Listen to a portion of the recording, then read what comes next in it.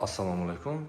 Bizlarni qadrli obunachilarimiz. Bugungi obzorimizda 8 qavat 50 liftli domni 4-qavatda 3 xonalik 100 kvadrat metrga yaqin xonamizni video obzoriga yetib kelganmiz.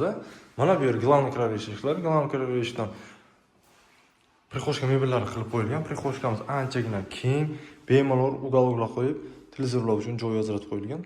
Shu yerning o'zida ham bemalol mehmon kutish sharoitiga ega. Eshiklarga alohida baho beramiz. Bu yer esa ayollarimiz sevadigan joy, ya'ni oshxona qismi. Oshxonaga kuxni mebellar zakaz bilan qilib qo'yilgan. Moyka, gaz, bitishkalari va konturni atableniyalarni o'rnatib qo'yilgan. Oyoqdalari barcha joylari ko'pli pol qilingan deyishyapti.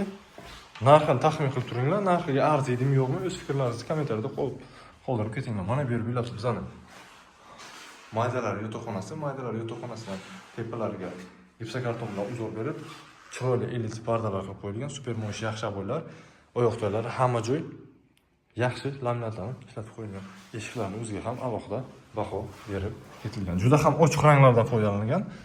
Ko'zlari charchamaydi. Bu yer esa bizning mehmonxona qismimiz. Mehmonxonasi 6 ga 4 deyishyapti. O'rtalariga mana bunaqa dekorativniy ishlar. Mana bu atachento kraskalardan foydalangan. Mana bu yerda bemalol televizor qo'yib, bemalol 12talik stol stul qo'yib ishingiz uchun sharoitlari qilib qo'yilgan. Lokatsiyasi ham juda ham zo'r joyda.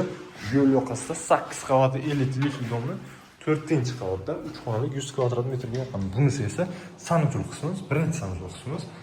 Oyoqdaydan yuqorisigacha kafel qilib qo'yilgan. Yuvinish qismi. Yuvinishlar ham qo'llar yaxshisidan Royal Ariston isitgichlar o'rnatib qo'yilgan. Bu esa kattalar yotoqxonasiga ham dekorativ ishlar ilib qo'yilgan. Mana bu yerda atachento kraskalardan foydalangan chiroyli pardalar ilib qo'yilgan va qandillarni juda ham zo'ridan lokatsiyasiga keladigan bo'lsak, lokatsiyasi ham juda ham zo'rda joylashgan. Bolalar maydonchasiga ham ega. Bu yer bo'ylab bizdan Sahrin balchadan kelaverish, yo'l yoqasida 8 qavatli 50 liftli dom. Narxini 67 ming AQSh dollari so'rashyapti. Yana ozgina tushirib berilgan joyi bor. Narxiga arziydimi yo'qmi? Fikringizni qoldirib keting. Fikringiz biz uchun juda ham muhim. Mana bu yer esa kattalar yotoqxonasi uchun ateni o'ziga o'z kabina, ya'ni sanuzular kabina holatda.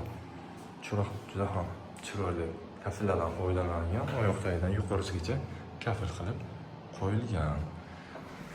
Narxi va lokatsiyasini tushuntirib o'tdim. 17 ming dollar. Narxiga arziydimi yo'qmi? Fikrlaringizni qoldiringlar. Bizlarni kuzatishda davom etinglar. Bundan ham chiroyli videoobzorlarga qo'yib boramiz.